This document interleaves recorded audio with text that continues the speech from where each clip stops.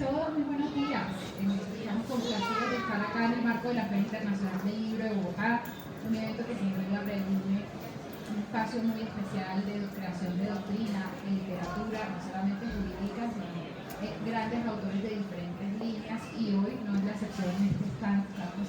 hoy presentando una obra muy importante que es titulada Fundamentos de Derecho Constitucional, se llama, del autor Germán Alfonso López Daza, que nos acompaña y a quien agradecemos en nombre de la editorial su generosidad por confiar en nosotros para una obra tan importante, además dentro de un contexto donde es fundamental hablar sobre derecho constitucional desde la perspectiva de la Constitución de 1991. Creo que no sobra decirlo que este es un momento además coyuntural para entender el alcance de la Constitución, para reivindicarla, y este es un espacio también para hablar de estas discusiones contemporáneas y de la vigencia que tiene y que ojalá siga teniendo esta Constitución de 1991. Esta obra ha sido publicada en nuestra colección de manuales con el propósito de que pueda ser además distinguida entre estudiantes, pero también profesores e interesados en la materia, y tiene una característica que es muy importante dentro de los libros jurídicos, que es muy fácil de leer, y eso quiere decir que el autor tiene una gran pluma y además un gran conocimiento, porque cuando un libro es fácil de leer, eso implica que el autor conoce muy bien el tema y por otro lado que entiende el público objetivo. Así que felicitaciones nuevamente y nuevamente muchas gracias. Y para esta presentación además tenemos un invitado muy especial, es el doctor Roberto Borda Ridao, quien nos acompaña y va a estar presentando este libro. Roberto tiene una hoja de vida larguísima y una gran trayectoria en materia del derecho, y voy a mencionar algunos de los puntos importantes. Primero, Roberto es muy amigo de esta editorial, y tengo que decir que en nombre de la editorial Triángulo Blanco y mío quiero agradecerte siempre por tu generosidad, por lo interesado que estás siempre en multiplicar el conocimiento jurídico, en generar esos espacios que son muy importantes, y hay pocas personas, pues muy excepcional por encontrar personas como tú que además en ese ámbito del colegaje logre vincular a diferentes autores e incentivar a diferentes personas a que publiquen ese conocimiento. Roberto es abogado javeriano, tiene una maestría de Derecho Económico de esta misma universidad, es profesor o ha sido profesor durante 20 años en diferentes universidades, como la Universidad Javeriana, la Universidad de La Sabana,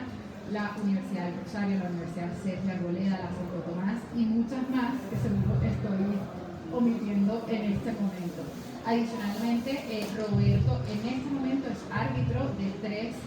centros de arbitraje y conciliación de la Cámara de Comercio de Cartagena, de Medellín y de Bogotá, y de Barranquilla también. Muy bien. Y muy importante, además, es un juez del Tribunal Administrativo de Cundinamarca. Como diría, me puedo extender en la hoja de vida de Roberto, pero quiero agradecerle nuevamente, y a su vez Roberto va a presentar al autor, que con quien además tiene conocimiento del trabajo que ha hecho y lo ha promovido mucho, y no quiero dar todavía la palabra sin antes decir que este es uno de los libros que más se ha vendido en la última temporada de la editorial, y eso nuevamente habla muy bien del autor y de la obra. Muchas gracias. Tatiana, muchas gracias por la presentación. A todos los que están aquí presentes, muy buenos días. A la editorial Triángulo Blanco, a Tatiana Dangond, su directora, quien ha llevado al primer nivel en estos 6 años a esta editorial, que ya se encontraba mucho antes en este país, pero desde hace 6 años tomó la decisión de incursionar en la publicación de libros y ha tenido un éxito total, que si bien se debe a la calidad de la editorial, que es reconocida como la mejor editorial de España y que tiene sucursales en México, en Brasil, en Chile y en Colombia, el éxito hoy en día reflejado aquí en este stand también se debe a las calidades personales y a las especiales profesionales, y como directora general de Tatiana Dangond, a quien desde aquí, y sé que todos los actores le hacen un importante reconocimiento a la labor desempeñada. Así que Tatiana, felicitaciones. El éxito de esta feria y de la exposición de los múltiples títulos de las distintas ramas del derecho se debe a esa decisión que con firmeza has implementado. Y mucho más aún en la distancia, en el último año, dado que Tatiana está haciendo su maestría en la ciudad de Washington. Así que, felicitaciones, Tatiana. Mi intervención va a constar de dos partes. Voy a hacer primero una presentación general del autor, porque como bien lo reseñaba Tatiana, para el mes de marzo la obra que aquí estamos presentando fue la obra de más venta al interior de la editorial. Y por supuesto, comienzo con el final de la primera parte de mi intervención. Tenemos un autor que reúne todas las calidades para ser magistrado de la Corte Constitucional Colombiana. Por eso he tomado el detalle para que todos conozcamos cómo ha sido ese camino como ser humano y como profesional del derecho de Germán López Daza. Antes que nada, pues Germán es profesional del derecho, oriundo de la ciudad de Neiva, del departamento de Huila, casado con María Cecilia Vargas, quien es administradora de empresas. Tiene dos hermosos hijos, Germán, que nos acompaña, que ha seguido los caminos del papá y está estudiando en la Universidad Javeriana, y su hija, María Andrea, que estudia arquitectura. Germán López, nuestro autor, comenzó sus estudios en 1989 en la Universidad de Santo Tomás, con un breve e inicial periplo por la ingeniería de petróleos, luego de 3 semestres, lo cual denota en el autor la capacidad y el criterio para reconsiderar el camino. Y bueno, pasó a la Universidad de Santo Tomás, se graduó acá en Bogotá en 1998, y en una decisión audaz, lo cual reconoce la calidad del autor, junto con su esposa y con los pocos saberes que tenían en ese entonces, se fueron a vivir a España, a Francia, y llegaron a la ciudad de Toulouse, y en Toulouse comenzaron a hacer unos estudios de lengua, literatura y civilización francesa, lo cual, para quienes no han ido a Francia a estudiar, la incorporación de los estudiantes extranjeros no es un proceso fácil. Entonces, otra vez el autor nos demuestra esa capacidad que tiene para reflexionar en el camino, y con esa motivación que tenía, que había escogido de tomar las enseñanzas del derecho francés, que ha sido un derecho que en buena parte de nuestro siglo pasado ha iluminado nuestro derecho público, nuestro derecho administrativo, pues incursionó primero en su lengua, en su literatura, en sus costumbres, y luego pasó a París y en una demostración de disciplina y de orden hizo 2 maestrías al tiempo. En París 1, la Sorbona, y en París 2, Assas. La primera, pues en instituciones jurídico-políticas, y en la segunda, en Derecho Constitucional. Terminado estas 2 maestrías en el año 2000, más o menos, y pasó a hacer su doctorado en Derecho Constitucional. Y para ya 2003, por supuesto, no es fácil en la cultura francesa, porque además necesitaba tener un profesor altamente calificado de París 2 para que fuera su director de tesis. Y por supuesto escogió como tema de tesis el activismo judicial de la Corte Constitucional y el gobierno de los jueces, lo cual implicó que tuviera una calificación previa muy bien, lo cual denota la calidad de nuestro autor. Vino a Colombia, y como cualquier soldado que llega en la construcción de una profesión, arrancó como profesor hora cátedra en el 2005 en varias universidades y ya en el 2007, ganándose un concurso, desde 2006 hasta la fecha ha estado en la Universidad Surcolombiana. Y en la Universidad Surcolombiana ha logrado construir hasta ser el autor hoy en día reconocido como una de las personas que iluminan el derecho, especialmente el derecho público en Colombia, desde el Huila, desde Neiva, desde una universidad pública de carácter nacional, lo cual denota una madurez, un compromiso y un conocimiento ponderado del autor. Con posterioridad procedió a hacer su postdoctorado y ha venido construyendo desde el año 2013 en la Universidad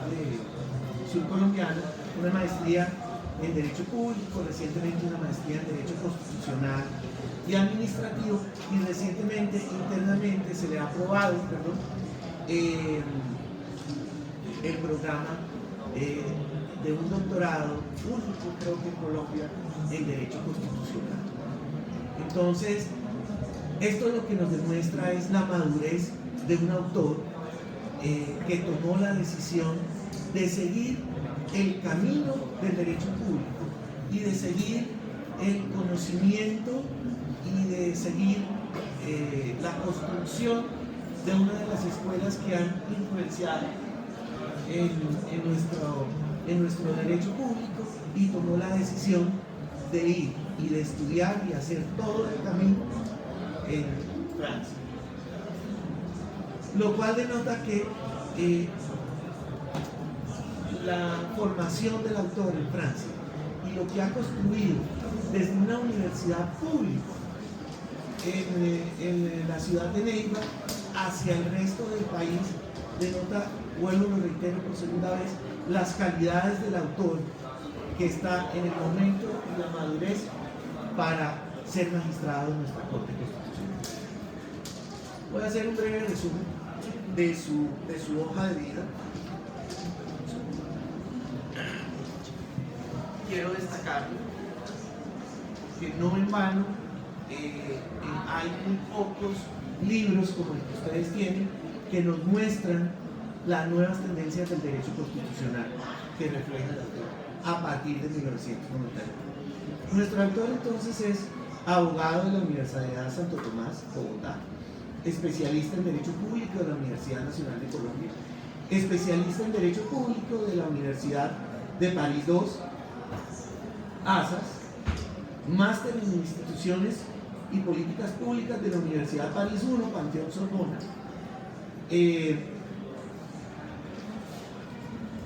doctorado en Derecho Público de la Universidad París II, Panteón ASAS, postdoctorado del Instituto Luis Bourbeau, y en la Universidad Surcolombiana, además de haber dictado las materias de Derecho Constitucional colombiano, investigación y otras materias, ha logrado ser director del, además de que hoy día ostenta la calidad de profesor titular, es director del Grupo de Investigación Nuevas Tendencias del Derecho Formado o creado, recién llegó a la universidad, director de las maestrías en Derecho Público y en Derecho Constitucional Administrativo, director del doctorado que está en construcción, el único doctorado que hay en Derecho Constitucional, y editor de la revista Lieranos de la Universidad Surcolombiana. Profesor invitado de múltiples universidades nacionales e internacionales, y en especial quiero destacar su proyección internacional. Hace parte de la Red Internacional de Derecho Constitucional Comparado Iberoamericano, de la Asociación Francesa de Derecho Constitucional, de la Asociación Internacional de Derecho Constitucional de la Asociación Argentina de Derecho Constitucional, de la Asociación Internacional de Derecho Constitucional, de la Asociación Mundial de Justicia Constitucional, del Observatorio de Derecho a la Alimentación, ODA, consultor de la FAO, de ICONS, de International Society of Public Law, de la Red Sociojurídica y de la Red Colombiana de Investigadores. Por supuesto que he traducido al español y al francés, porque muchas de las asociaciones a las cuales pertenece de manera internacional están en el derecho anglosajón y en el derecho francés. Pero adicionalmente tiene una obra por la cual yo conocí al autor y lo admiro, que la publicó en el año 2005, que se titula Justicia Constitucional Colombiana, un gobierno de los jueces, editorial colombiana. Y en la construcción de esta presentación con el autor, pues yo le señalaba, no encuentro el primer libro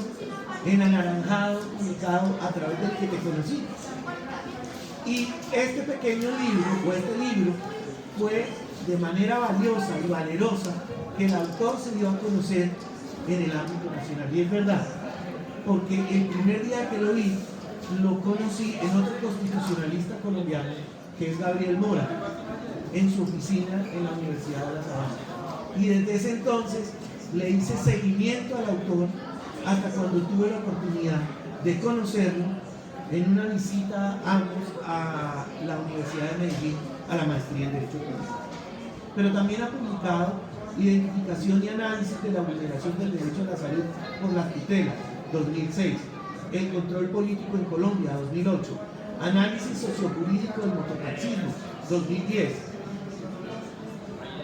Ha publicado también Aproximación a los derechos fundamentales, de Editorial Ibáñez, 2020, El estado de excepción frente a la pandemia del COVID-19, 2021, Los derechos bioculturales, Editorial Dique, 2022, la obra que aquí tenemos, y por supuesto ha sido editor académico de otros muchos libros, entre otros, un muy importante libro sobre la Constitución de Querétaro de 1917. Ese es nuestro autor. Y me he tomado, gracias a la generosidad de la editorial y de su directora, este tiempo para denotar el por qué esta obra es un excelente manual, que ha sido la obra primero en ventas en el mes de marzo al interior de la editorial, porque cumple 3 requisitos. Es una obra a la cual pueden acceder los estudiantes y los ubica. Es una en un segundo estadio a los operadores jurídicos, porque los circunscriben en toda esa dificultad de ese nuevo constitucionalismo a partir de las nuevas tendencias del derecho constitucional de mediados y finales del siglo XX y de principios de este siglo, y además al investigador le da el marco estructural a partir del cual debe profundizar en sus tareas. Luego cumple, como nos lo señala la directora de la editorial, en un perfecto manual, pero que tiene esa virtud: estudiantes, operadores jurídicos e investigadores de derecho. Entonces, pero por supuesto, fijémonos, fundamentos de derecho constitucional colombiano. Uno podría colocarle un segundo título: nuevas tendencias del derecho constitucional colombiano a partir de la Constitución de 1991. Y a partir de la Constitución de 1991 es que el autor construye su obra, obviamente con una previa introducción a nuestra historia constitucional. Pero ¿qué quiero señalar? Por supuesto que nosotros conocemos la construcción y el surgimiento de nuestra Constitución de 1991. Pero antes quiero hacer un contexto.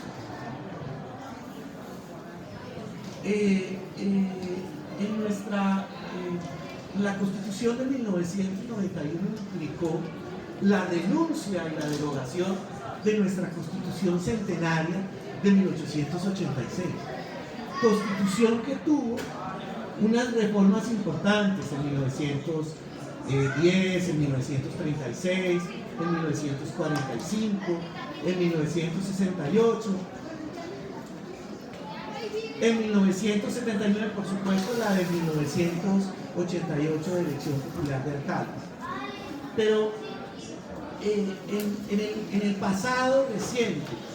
de la Constitución, en el preámbulo de la Constitución de 1991, hacia los años 70 y hacia los años 80, en nuestro derecho constitucional se sintió una sin salida de las opciones de reforma de la Constitución de 1886, a pesar de las múltiples reformas importantes, porque les he señalado las más importantes. ¿Qué fue lo que pasó? Que en el plebiscito del año de 1957, en su artículo 13, que luego correspondió al artículo 218 de la Constitución de 1886, se estableció que en adelante las reformas constitucionales solo podían ser tramitadas a través del Congreso de la República, es decir, del constituyente secundario. Y entonces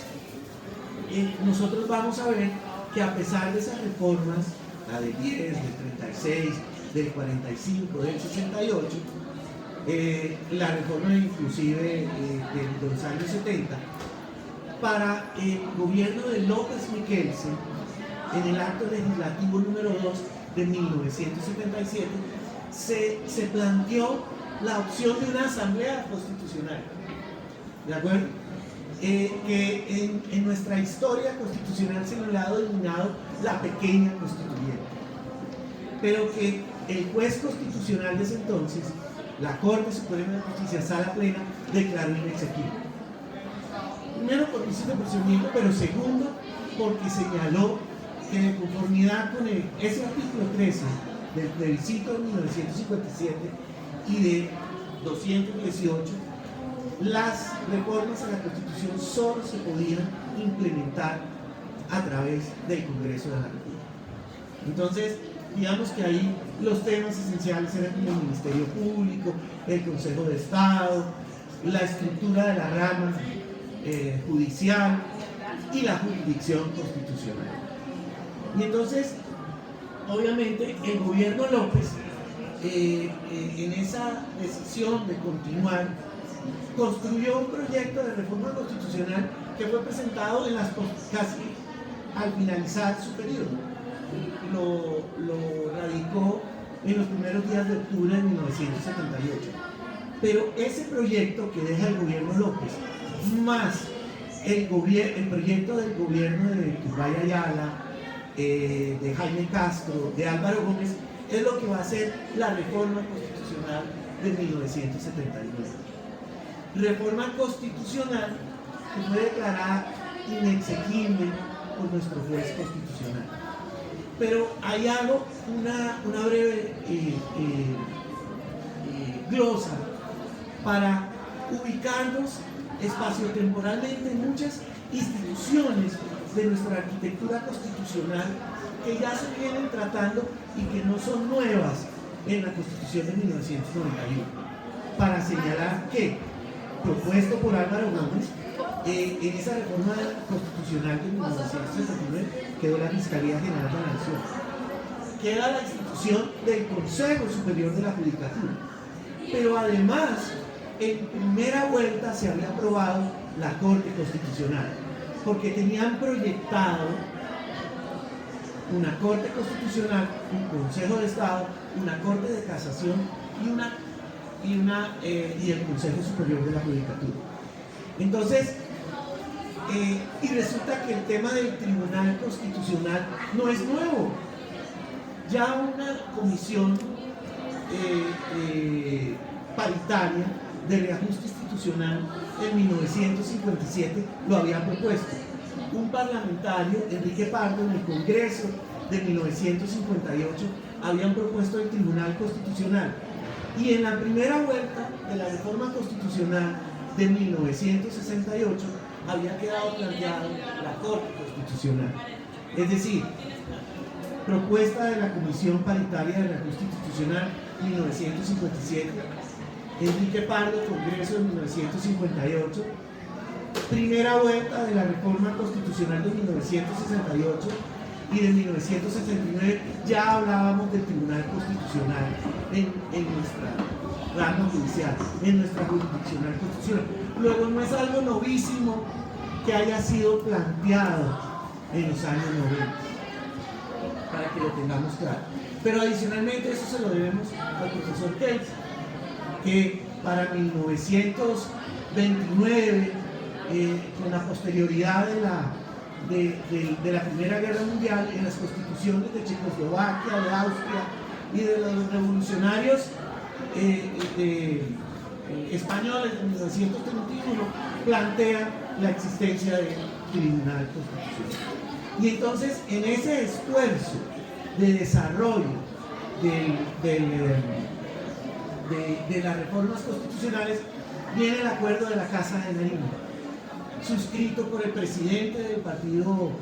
Liberal que estaba en el gobierno y el presidente del Partido Social Conservador. Y ese acuerdo inicialmente es suspendido provisionalmente por un magistrado de la sección primera del Consejo de Estado y luego ratificada esa suspensión y es declarado nulo por otro elemento, la imposibilidad de allanar una reforma por un camino distinto del Congreso de conformidad con el artículo 218. Y entonces, ¿qué hace el gobierno Barco? El gobierno Barco presenta una reforma constitucional, pero esa reforma constitucional la hunde el ministro de gobierno en la comisión primera de la Cámara de Representantes, que era Carlos de Monsignor, cuando los parlamentarios plantean someter a referéndum la extradición de nacionales colombianos. Y entonces el ministro Carlos Lemos, que era un ministro de un enorme valor civil, hunde en representación del gobierno Barco esa reforma. Entonces, ¿qué pasó para ese entonces? Que se genera una desazón, un sentimiento a nivel constitucional, que no hay vías para reformar nuestra carta política. Y además hay todo un escenario de crisis política y de violencia que bien lo describe nuestro autor en su libro, que hace que se genere un movimiento de la séptima papeleta, que es el que nosotros conocemos, y todo un movimiento, por supuesto, apoyado por el entonces gobierno saliente de Barco y el gobierno de Gaviria, que nos lleva a una asamblea constitucional que luego se declara una asamblea constituyente. Sobre ese elemento se lo dejo al autor. Solo hago la única constancia histórica que existe. Hay una constancia del Registrador Nacional del Estado Civil de ese entonces al presidente del Partido Liberal, Alfonso López Miquelsen, que para lograr una representatividad de su partido en la Asamblea Constitucional, luego Asamblea Constituyente, se inventó la operación Avispa. Es que los votos de la Asamblea, los votos de la séptima papeleta nunca fueron contados, ¿sí? Entonces, para que visualicemos el contexto en el que se desarrolló, por supuesto que luego hubo una aquiescencia de la sala plena de la Corte Constitucional en la legalidad de la convocatoria y demás, pero ese es el contexto previo a la Constitución de 1991, que es la materia prima a partir de la cual el autor construye este libro, el cual lo podríamos denominar las nuevas tendencias del derecho constitucional. Y entonces, ¿qué es lo que sucede? Que cuando hay un cambio constitucional, hay un cambio en la metodología de la aplicación del derecho, hay un cambio en las fuentes del derecho, hay un cambio en las ideas jurídicas, y eso es lo que ha generado la Constitución del 91. Y además hay tres elementos importantes: el cambio en el texto constitucional, el cambio en la teoría de la Constitución que ha generado un impacto para que un movimiento dentro del constitucionalismo moderno, que es el neoconstitucionalismo, se ha introducido por nuestro juez constitucional en la sentencia T-406 de 1992, y tengamos la visión de un juez constitucional activo al cual se ha referido nuestro autor a lo largo de sus publicaciones, de su tesis doctoral, de su libro publicado en el 2005. Y por supuesto que para nosotros es la ruptura de un paradigma, porque el paradigma que nosotros se nos ha enseñado en nuestras escuelas de derecho, ese que surgió a partir de la ilustración política y jurídica, a partir de la codificación de las normas civiles y mercantiles a principios especialmente del siglo XIX con los códigos de Napoleón, donde según Montesquieu el juez simplemente debe hacer una operación mecánica, técnica, debe ser la boca muda de la ley en la que aplica la norma una vez ha hecho el ejercicio de su función, ¿de acuerdo? Pero lo que hoy aquí nos hemos visto enfrentados y lo que describe en la segunda parte de la obra del autor con sabiduría es la muestra de los presupuestos básicos de ese nuevo constitucionalismo que entre otras sustenta el activismo del juez constitucional. Y ese activismo, para que nosotros lo podamos contextualizar en la historia del derecho, no es nuevo tampoco, porque es muy similar a la existencia del derecho premoderno, del derecho que se aplicaba entre los siglos XIII a XVII. Es decir, teníamos un juez en una primera instancia, un juez lego, que aplicaba el derecho regio, o sea, el rey, el derecho de las costumbres, el derecho de las corporaciones o el derecho territorial de las ciudades, pero luego existía una segunda instancia de un juez que verdaderamente era el jurista y que en consecuencia hacía un análisis de manera tal que si no estaba de acuerdo con el jus común, con el derecho común derivado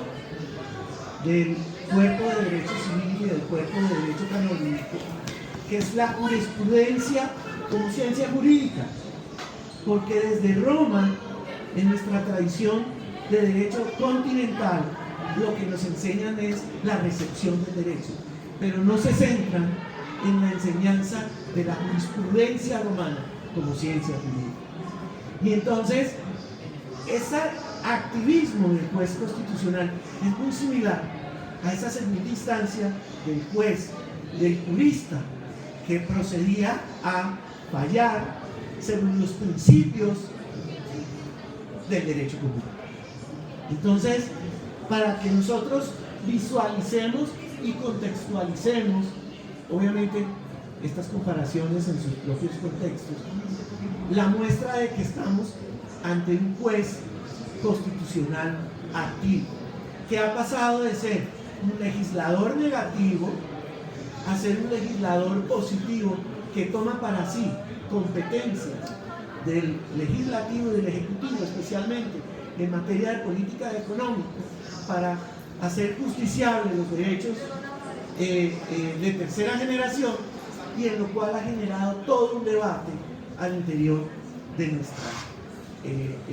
derecho constitucional. Entonces, ese es el contexto de la obra, que muy sabiamente, porque cuando estas nuevas tendencias del derecho constitucional, como perfectamente lo describió Tatiana, la directora de la editorial, se explicitan como lo hace el autor, de manera simple pero sabia, muestran el valioso aporte que para el derecho constitucional es la obra que hace el profesor Germán López Daza. Maestro, con el anhelo de los aquí presentes y por supuesto de la editorial y de su directora de verlo próximamente en la Corte Constitucional, le cedo la palabra.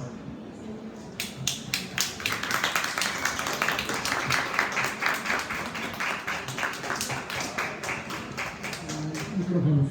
Muy buenos días. Se quedó como bastante perplejo por la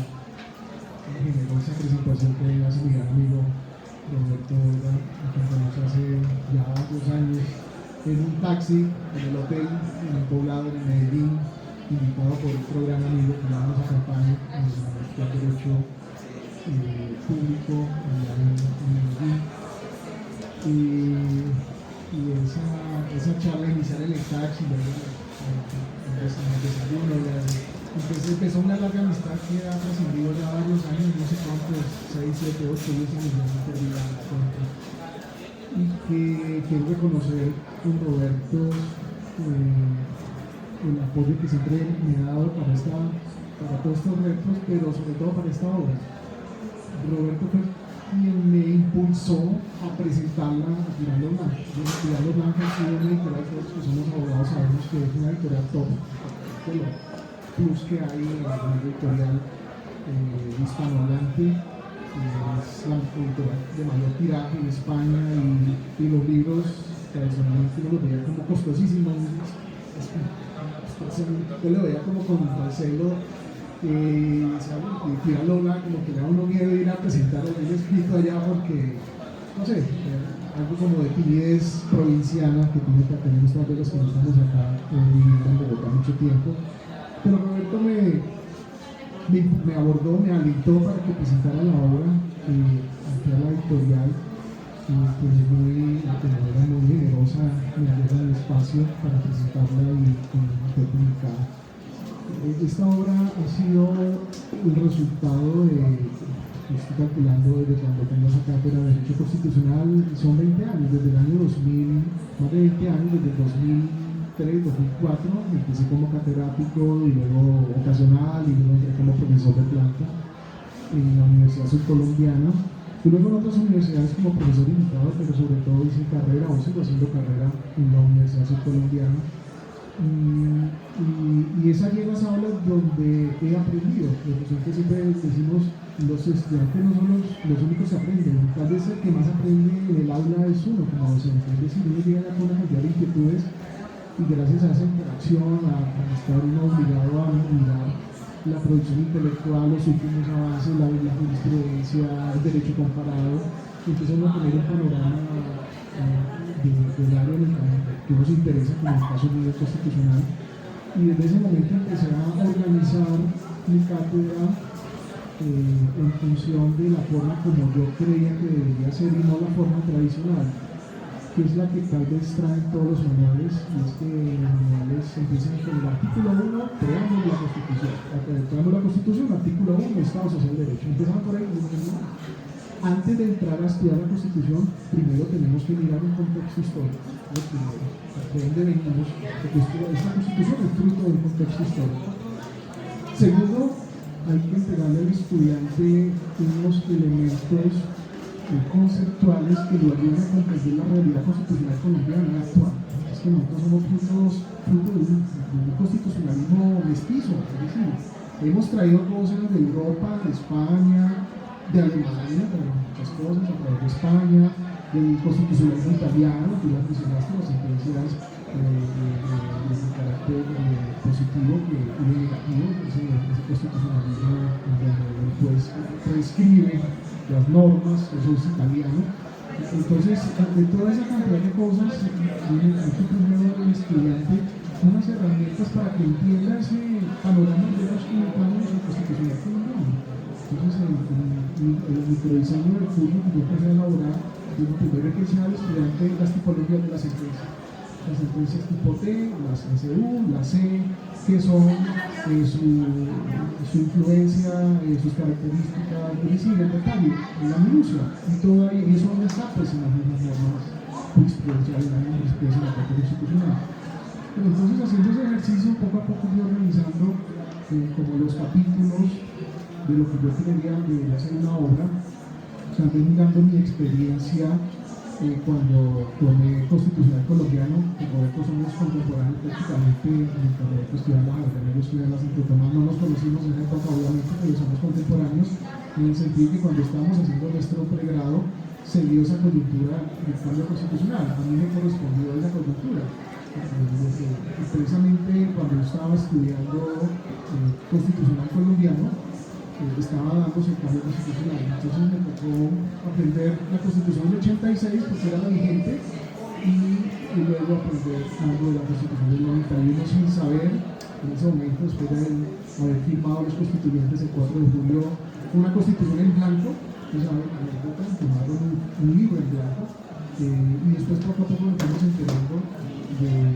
lo que nos habíamos metido los colombianos. Yo siempre, muy jocosamente en clase, digo, yo creo que en la Asamblea Constituyente nunca supieron qué era eso del Estado Social de Derecho. Yo creo que con Fernando, que nos acompaña, hicimos una investigación sobre ese tema, del origen del Estado Social de Derecho en Colombia. Si fuimos a ver las actas, no hay nada. Uno diría, no, pues en las actas deben estar unas grandes disertaciones de lo que es el Estado Social, porque eso tiene un componente filosófico fuertísimo. Fuimos a ver, no encontramos nada. Nosotros fuimos los primeros aprendidos cuando encontramos en la investigación de las gacetas de la Asamblea Constituyente que no había nada. ¿Quién metió eso ahí? Algún asesor por ahí que dijo que yo hace Estado Social de Derecho y los constituyentes, pues la mayoría no eran constitucionalistas, pero eran muy buenos constitucionalistas como asesores, tal vez no supieron lo que nos metíamos. Tal vez ese es uno de los principales cambios, el cambio del Estado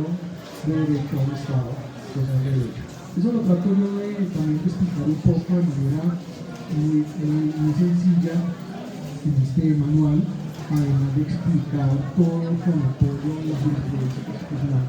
Porque la misma Corte nos ha enseñado que hoy día, además de la Constitución y además de la ley,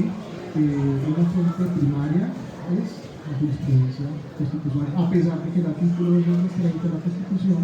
exprese que la jurisprudencia es fuente auxiliar. Pero la Corte, después de un proceso de interpretación, llegó a decir, sí, toda la demás es auxiliar, pero la mía es fuente principal en la razón civil y en aquella parte que está ligada con la parte resolutiva. Eso es, digamos, un montón de desarrollo. Entonces, desde las aulas empezamos a aprender que hay que estudiar la jurisprudencia de la Corte en su parte emotiva, en lo que tiene que ver la base civil para establecer cuál es la interpretación oficial que hace el alto tribunal respecto a las normas constitucionales. Entonces, el libro se fundamenta inicialmente en ese panorama general para entregar al estudiante, al lector, unos elementos teóricos sencillos, digamos que con un lenguaje muy claro, incluso con gráficos como para hacerlo un poco menos pesado. A veces los abogados acostumbramos a tener lecturas muy pesadas y poco descansadas, entonces a mí me gusta a veces colocar la flecha, el gráfico, el cuadro, el balance, como para hacerlo un poco más a los ojos más fácil de leer y entender. Y luego de esa parte inicial, panorámica, pasar seguidamente a lo que es el estudio de la Constitución, a la parte dogmática, empezando con el artículo primero, el preámbulo, los derechos fundamentales, obviamente de una forma muy sencilla, muy resumida, porque también la extensión del libro sería el doble o triple si nos ponemos a definir toda la cantidad de desarrollos que ha hecho la Corte en materia de conceptualización de derechos fundamentales y posteriormente abordar el tema de la parte orgánica, la estructura del Estado, cómo está estructurado el Estado, esa complejidad del Estado que tenemos hoy día con tantas instituciones que desde el 91 que fueron creadas, como tú mencionaste, la Fiscalía, la Defensoría, Banco de la República, con una organización completamente independiente, autónoma, y se prohíbe la cantidad de entidades como las universidades que tienen autonomía, el Servicio Nacional de Servicio Civil, bueno, varias entidades que no estaban anteriormente, y eso nos lleva a estructurar y aprender de otra forma cómo está el Estado, al menos en un nivel de estructurado desde lo constitucional, porque claro, ya cuando uno va a estudiar el componente concreto, tenemos que remitir a otro derecho administrativo colombiano, que ya la parte normativa, ya la parte funcional de cada organismo, pues que no es la finalidad de este libro que está atribuido de una perspectiva constitucional. Y luego de esto, mirar los mecanismos de participación democrática. En el fondo también, digamos que en las entrevistas tenemos también como a veces una reflexión respecto al papel que ha jugado la Corte Constitucional. Claro, sabemos que la Corte tiene un papel muy activo, gracias a ella Colombia ha tenido unos avances muy importantes porque el Congreso de la República no ha desarrollado como debería ser algunos derechos fundamentales, algunos elementos. Ahora la semana pasada vimos cómo la Corte, las últimas sentencias, prácticamente ha reformado aspectos esenciales del tema de pensiones, de la universidad, muchísimas. Entonces, por ejemplo, el tema de las mujeres reformó aspectos esenciales. Entonces, fíjense cómo el constitucionalismo desde lo jurisprudencial ha venido impactando directamente en aspectos que inicialmente fueron diseñados de una forma por el legislador. La Corte Constitucional los ha querido ajustar para dejarlo acorde a las líneas de la Constitución Política del 91. Entonces yo creo que la Corte Constitucional ha sido una de las protagonistas, indudablemente ha sido una de las protagonistas para ese diseño que tenemos hoy día.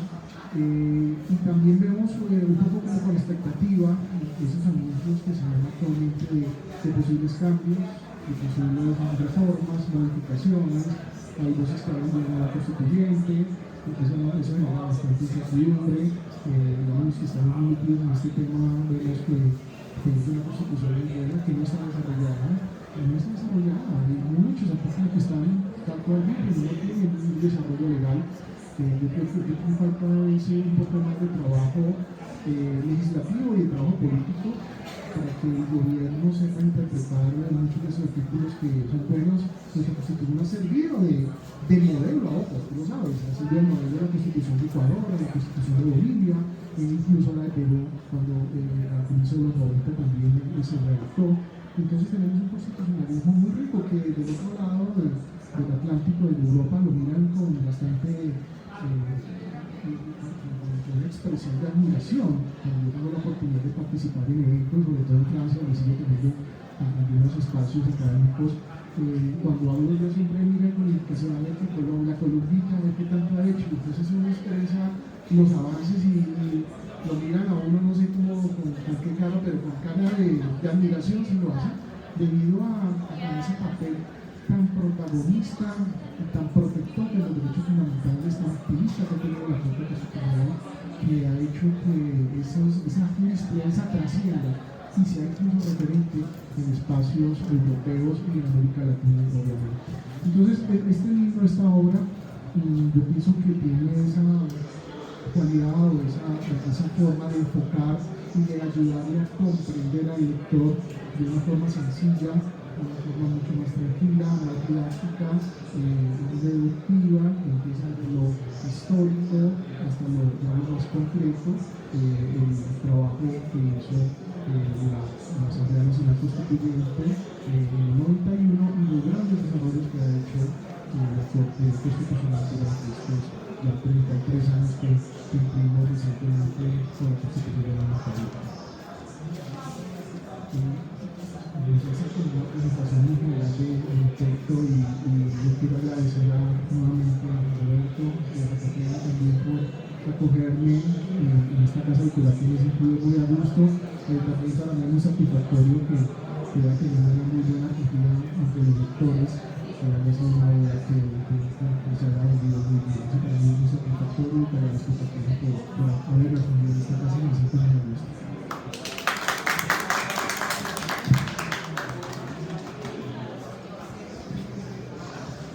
Muchas gracias por habernos acompañado al doctor Roberto, que nos hizo una excelente presentación a ambos por esta conversación. Yo me sentí en un momento en una clase de constitucional,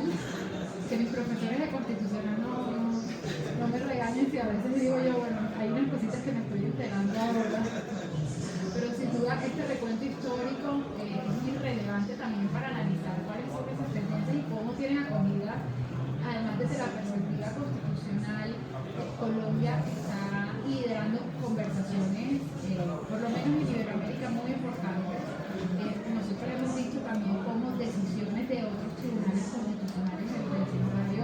han acogido textos colombianos muy importantes y sin duda este es un tema del que seguiremos hablando a partir de este libro. Al autor nuevamente reiterarle nuestro agradecimiento y esperamos